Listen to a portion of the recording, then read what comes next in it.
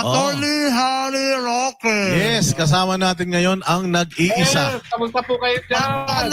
Former presidential spokesperson. Pero sasagutin ko muna kung sino mga nangangamkam. Ang mga nangangamkam ay mga bangad. Butod. Ngiwi. Uy, bawal yung ano Bawal na yung ngiwi Bawal na yung ngiwi. Kasi merong isang merong isang congressman na bawal daw gawing katatawanan ang may kapansanan. At magdidemanda daw siya. Sino yan? Ano pangalan niya? Ewan ko, kasi ikaw may kapansanan ka. Ako, okay lang. Araw-araw, Manda ka ba, Jack? binabatikos ka nila. Ikaw ba, nagyagalit ka, nagdidemanda ka ba? Nagagalit ako magkalaban. Maggalit sa kalaban. Pero maggalit sa mga kagaya. Okay lang. Hindi, pero yung kanilang mga yung mga basher, pagka nagko-comment sila sa'yo, di ba, puros pang-aalikos na lang panlalait, di ba? sa'yo. Pero wala naman akong kaso kasi magastos. Pero ito, bawal na daw. Attorney Harry Roque, paano ba yun? Kung halimbawa, si Jack Argota, sinabi ko, bingot siya.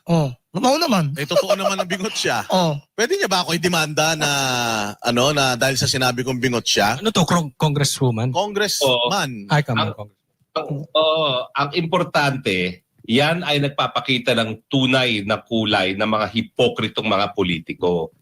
Publicly, sasabihin nila sila ay para sa demokrasya. Kung tunay na sila ay para sa demokrasya, bakit sila magdidemanda kapag ang mga mamamayan ay ginagamit yung karapatan ng malayang pananalita? Kung ayaw nila mapulaan sa pamamagitan ng kalayaan ng malayang pananalita, wag sana sila sumabak sa politika. Dahil pag sila sumabak sa politika, ay dapat hindi sila balat sibuyas. Tanggapin ang mga pula ng tao dahil hindi naman po pwede na puro samba ang kanilang tatanggapin. Siguro, kapag sila lang dyan sa kanilang kamatayan black na yan, pwede sila magbulahan. Di doon sila magpurihan kung gusto nila. Pero kung sila sasabak sa politika, tanggapin nila ang pula, lalo na kung talaga namang kapula-pula sila. Sabi naman nila, attorney, okay man lang daw sa kanila kung tungkol sa trabaho yung batiko sa kanila. Hindi naman daw sila balat sibuyas. Pero pag mukha na daw yung pinag-uusapan, kapag kapansanan na daw yung pinag-uusapan, hindi daw dapat pinagtatawanan yan. Di ba sila nga, attorney, sila nga, grabe nga sila kung manira, di ba? Magnanakaw na si Inday Sara sa kanila, hindi pa nga napapatunayan yan, kaya nga may impeachment court Pero, grabe sila makabatikos, di ba? Ginagawa rin nilang katatawanan yung picture ni Pastor Kibuloy, ni PRRD. Di ba? Pinaglalaruan din nila yung picture niya sa... pa nga ng kanta yan, karton. Ginawa pang ganyan. Pero yung kumanta, nakakarakon, di ba? So ano masasabi mo doon, attorney? Sa akin, baliwala sa akin yung pagpula sa itsura. Mas importante yung pagpula sa budhi. Sila siguro may mga kapansanan sa itsura, ang walang gamot, yung kapansanan nila sa kanilang budhi, lalong-lalo na sila yung mga kain-suka. Yang kanyang banta na pagdedibanda, walang pagkakaiba yan sa pagiging kain-suka nila. Dati-rate, magnanakaw si Marcos, diktador si Marcos. Ngayon, halika ng puwet ni Marcos, di ba? Yan ang mga bagay-bagay na talagang nakakasuka at talagang hindi katanggap-tanggap. So huwag kayong mag-alala, hindi lang po pinupulaan itsura nyo, yung budhi ninyo ay pinupulaan dahil kayo mga kaing suka. Pero attorney, parang napaka unbecoming naman yan kasi ikaw ay public servant. Tapos kung kakasuhan mo yung mga tao na halimbawa nang mamaliit sa iyo or nangalipusta sa iyo. Frustration na 'yon, Master Judea yung pag pag kumbaga sobrang visit na nung tao sa iyo, pati itsura mo, visit na sila Yes. So pwede ba 'yon na kung magkakaso sila nga gagamitin pa rin naman nila yung sweldo nila na nanggaling sa taong bayan. So parang mali pa rin. Well, ngayon alam na ng tao nga ang tunay na kulay nila. Sila ay kalaban ng demokrasya. Sila ay kalaban ng malayang pananalita. Dahil kung sila talagang nagsusulong ng demokrasya, tatanggapin nila lahat yan. Dahil karapatan ng taong bayan na sila ay pintasan. Dahil sa kanilang paninindigan o dahil sa kanilang itsura.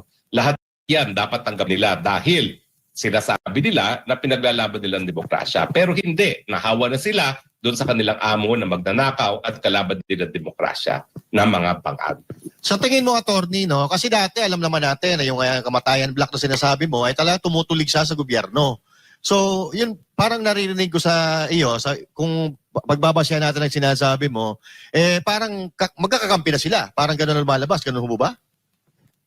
Ay, talaga nagsali puwersa na sila. Nagagamitan sila sa isa't isa. At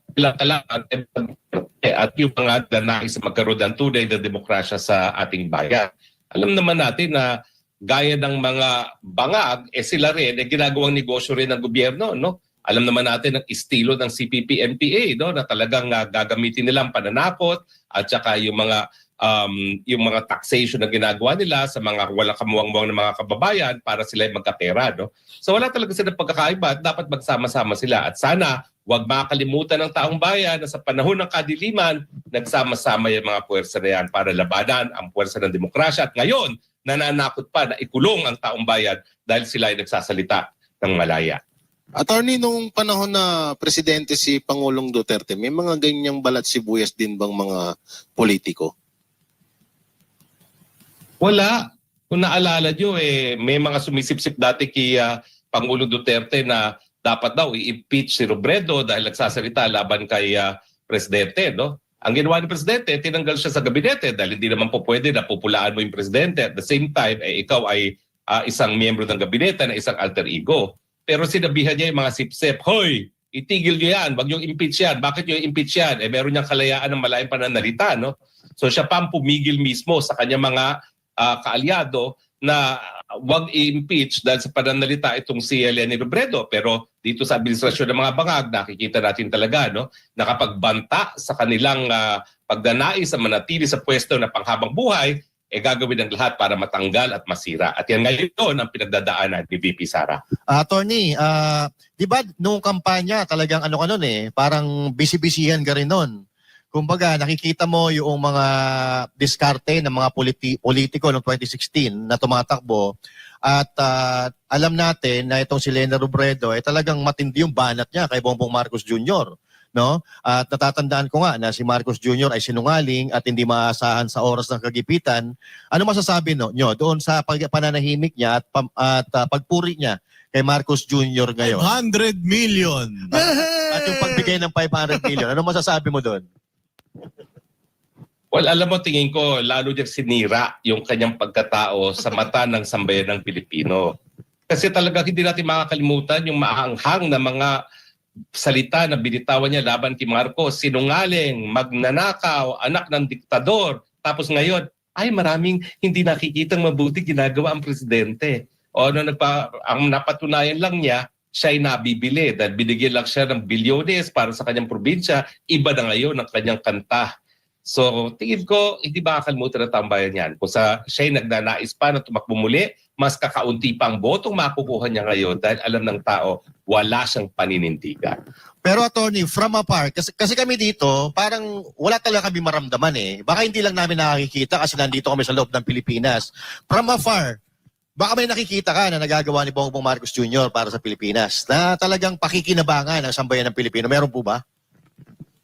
Ang nakikita namin from afar is puro kahihiyan ang ibinibigay niya sa Pilipinas. Alam mo bang napanood ko sa TV dito sa Austria na hindi naman talaga malapit sa Pilipinas, yung tubig baha at basura Ay, grabe to. na daan sa Parañaque. Yan ay nakarating na sa telebisyon dito sa Europa. Kung dati-rate, ang pinag-uusapan ay yung Smoky Mountain. Ngayon, ang pinag-uusapan yung basura sa Parañaque. No? At ang imahe tuloy ng Pilipinas ngayon ay isa tayong malaking basurahan. No? Bukod pa dyan, nababalita na nga rito yung tubig baha dahil nga kurakot ang mga namumuno dito sa Pilipinas. No?